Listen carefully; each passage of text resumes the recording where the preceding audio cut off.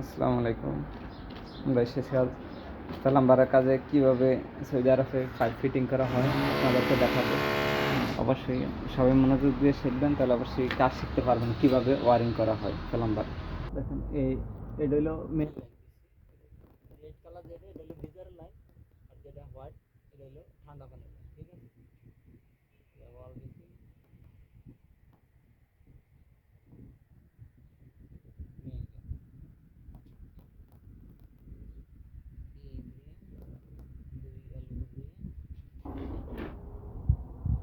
আবার 2 এলবো দিয়ে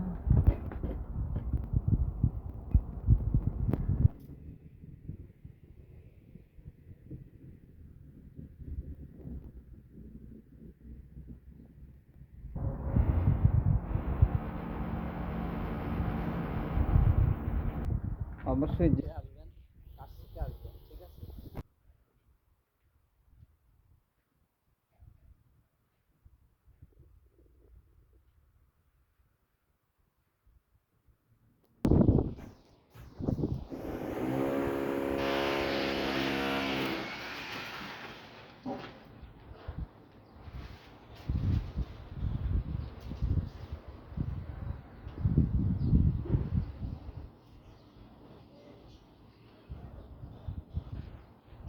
আছে।